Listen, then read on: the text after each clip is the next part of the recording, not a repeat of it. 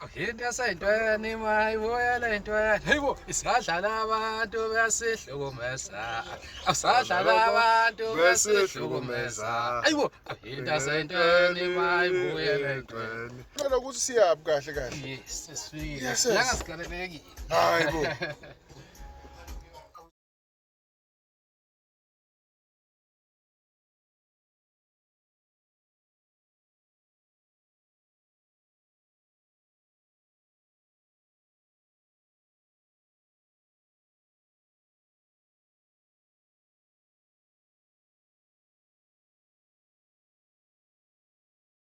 Hayi bomnyando ngiyafika la ekhaya ngifike izolo ngithi ngizokubheka ngoba ngibone kuma social media ukuthi umnyando ayibo ulimele umuntu engisondelene naye kanti nangesonto ngangade ngifikile ngafika ungekho nokho ke ngathola ukuthi ukade usesibhedlela kwenzakalani umnyando unyawo ngibona ukuthi khonkiwe kwenzekile Hayi ngangena nje mfowethu estage kwamnandi ngoba ngaqala ngayosibona ngestage ngoba kwafika kube stage nje sikahle si11 bese siba no half o stage esinye esihamba lapha phansi kuya le kusho ukuthi ngale ngathi ushunqa intuthu uqala ingoma nami ngivukwa umadlingozi nganyathela endaweni engingaboni ukuthi intuthu isingifaka endaweni enesikhisi nganyathela endaweni lokwaphiqika ilokhu iqakala kanti kuphukekile ngathi ngiyasukuma ngayazi ukuthi akusukumeke ngathi nganikeza ngithomise esibhedlela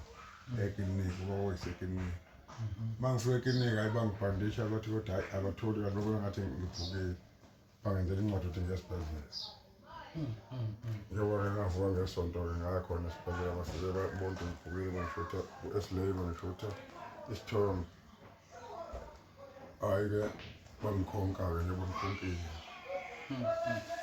Mesingakhumbuzisa abantu sihlezi nophuze ekhemisi umnyando emva kwesimo sokuthi ehlelwe umshophi ePietermaritzburg emcimbini omkhulu obekade uhleliwe lapho khona bebungaza khona iminyaka engu30 abakhona emndulini.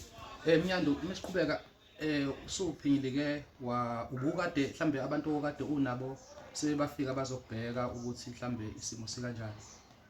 Hayi angababoni kodwa bayafona siyathintana ngendlela baxakwe isizimo zabo senento ethile abayilungisana mhlawumbe nomasipala So ukulimala kwakho kanje impilo yakho nomculo wakho kubeka kuphi ngoba phela ukufaka ukhomponi ngizwe kuthiwa kuthatha mhlambe izinyanganyana ya kodwa nginethemba lokho kwami ngoba mangike ngakwazi ukunyathela kuzoba lula ngoba maningi amasho akhona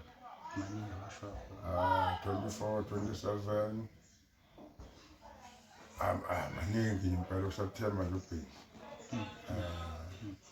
so uyathemba ukuthi ngoSeptember abantu uzokwazi ukuthi bajabulise ngoba unakho umcimbi omunye osogwini ngibonile ukuthi umeniwe khona nginethemba elikhulu elikhulu makunzima sekungena nangamabhadi yo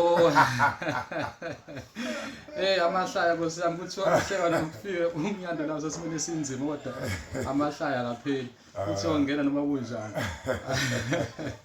hayi cha uma sobiziwe ubiziwe mhlambe ke ukuthini amazwi mhlambe ongawadlulisa ke kubo bonke nje abantu osebenzisana nabo laba abasazokuthinta nalabo mhlambe asebezwile ngesimo sakho kodwa abangakwazi ukufinyelela ngoba nami ngiyabona ukuthi abantu bathintekile ngesimo sokuthi ulimele.